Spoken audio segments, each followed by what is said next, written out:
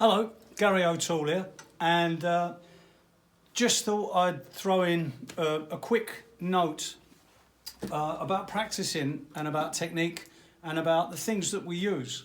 Now, from one gig to another, my kit might change, and that's because I choose to have certain tones available to me from one gig to another. However, I always warm up. No matter what the gig, always warm up.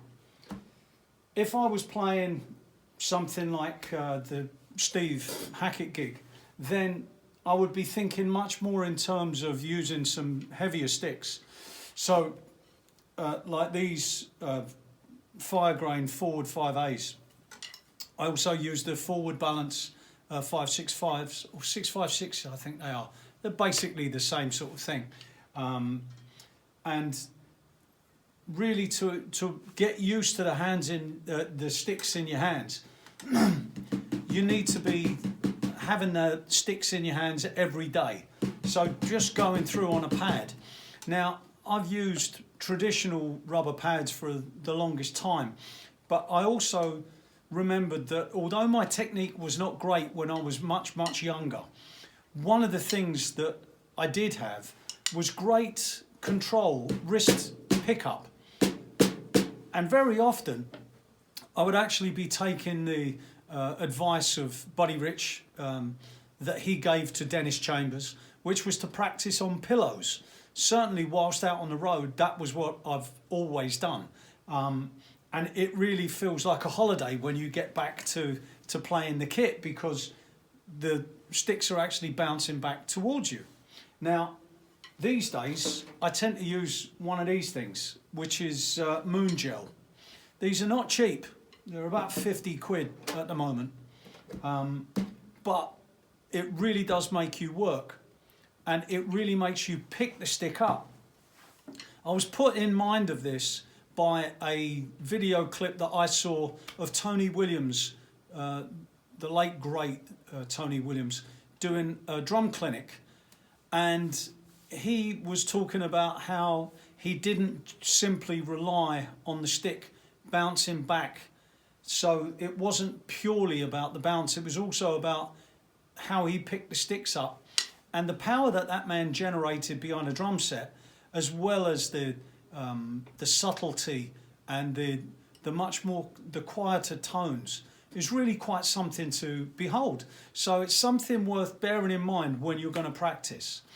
I hope this little tip is of use, and if you sit down and you start playing like a pillow, you'll start to feel what I'm talking about, where you have to actually pick the stick up. But it does make you think much more about how you're actually moving the stick. What is the hand doing? And you will start to feel that stick bounce, even though it's not nowhere near as much as bouncing off the snare. It will bounce. And so once you have to pick it up, and you've got to do it in a straight line, so there's no weird angles or anything, so you're not turning your hand as you pick it up. You're just getting used to the thing moving in a straight line. And it's a straight line because a straight line is the shortest distance between 2 points. So when you practice, that's what you want to do. Another note here, it's worth saying you should aim for exactly the same spot, not just on the pad, but on the drums. So when you start to move around it, you know where you're going for it, and you just develop your aim. The feeling that we have once we start to feel comfortable with this is that it's much easier to think in terms of what you're playing and think in terms of the music and how you're trying to express yourself.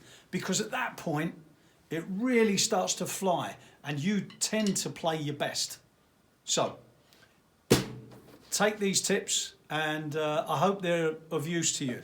And if you've got any questions, please post them just below this and I'll be absolutely delighted to get back to you. If you've got any comments, I'd love to hear them. And if you want to get in touch, you can do so either by leaving me a message just below this this post, or going across to gotomusicschool.co.uk, and I'll be delighted to hear from you.